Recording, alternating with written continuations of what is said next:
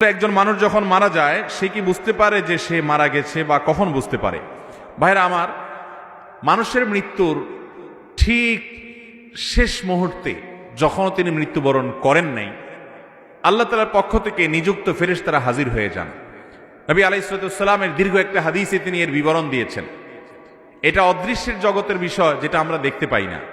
এটা জানার একমাত্র উপায় হলো ওহী। আল্লাহ তাআলা স্বয়ং ওহীর মাধ্যমে নবীজি সাল্লাল্লাহু আলাইহি সাল্লামকে জানিয়েছেন, তার মাধ্যমে আমরা জেনেছি। এটি আমাদের জানার সূত্র, কারণ এটা দেখার জিনিস না, আলমুল গায়েব বা অদৃশ্যের জগতের বিষয়। ওহী নির্ভর জ্ঞান ছাড়া এ বিষয়ে জানার কোনো উপায় নেই।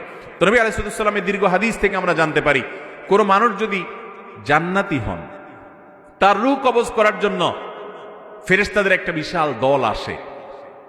তারা এত সুন্দর করে আসে, উপস্থাপন হয় ওই লোকের সামনে যে তাদের আচার আচরণ, তাদের ওই লোকটাকে অভিবাদন জানিয়ে আখিরাতের জগতে নিয়ে যাওয়ার জন্য, ওয়েলকাম জানানোর জন্য আসার যে ব্যবস্থাপনা, দামি মূল্যবান পাত্র, রুমাল, সেখানে রূহ কবজ করে নেওয়া, সেগুলোর জন্য যে আয়োজন থাকে, এটা দেখতে দেখতে সে আল্লাহর বান্দা, নেককার বান্দা, ইমানদার মানুষটা, জান্নাতি মানুষটা হাসতে হাসতে তার রূহটা বের হয় এবং দুনিয়া থেকে চলে যান। অর্থাৎ খুব আনন্দের সাথে তিনি চলে যান।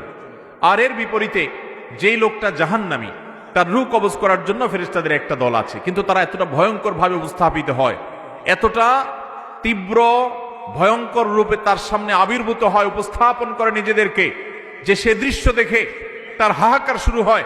আশেপাশে মানুষগুলো টের পায় না, কিন্তু সে ঠিকই টের পায়। এই জন্য মানুষের মৃত্যুর আগ মুহূর্তে মানুষ টের পেয়ে যায়।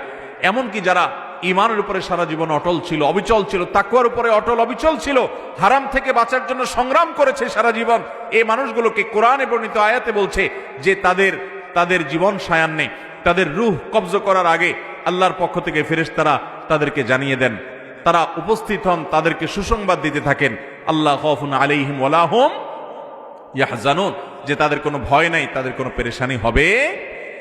আল্লাহ তাআলা আমাদের সবাইকে নেক মৃত্যু, ঈমানের মৃত্যু, জান্নাতি মানুষের মৃত্যু আমাদের সকলকে নসিব করুন।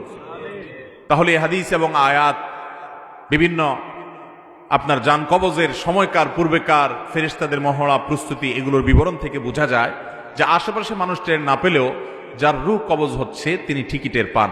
ভালো মৃত্যু, ঈমানের মৃত্যুর জন্য বেশ কিছু আমল আছে ভাই। সে আমলগুলো আমরা কোনো একটা মাহফিল আলোচনা করবো ইনশাআল্লাহ। এই ঈমানের মৃত্যুর জন্য একটা কমন আমল হলো যে আমরা সবসময় ঈমান এবং নেক আমলের উপরে, ফরজ কাজ করার উপরে, এই যে ফজরের সময়, শীতের সময় ফজর নামাজ পড়া কষ্টকর, কিন্তু কষ্ট উপেক্ষা করে হলেও করবো। এইভাবে আপ্রাণ যদি চেষ্টা করে যান, নিজের সঙ্গে নিজে লড়াই করে যদি আল্লাহর ফরজ বিধান মানেন, হারাম থেকে বাঁচার চেষ্টা করেন, আপনার মৃত্যুর সময় ঈমান সাথে নিয়ে আপনি যেতে পারবেন ইনশাআল্লাহ।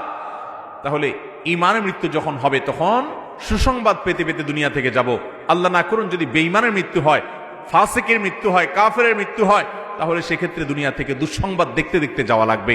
অতএব হাদিস আয়াত থেকে বোঝা যায় মৃত্যুর আগ মুহূর্তেই একজন মানুষ টের পেয়ে যায় যে তার গন্তব্য কোথায় হতে যাচ্ছে। আল্লাহ তাআলা আমাদের সবাইকে নেককার মানুষের মৃত্যু নসিব করুন।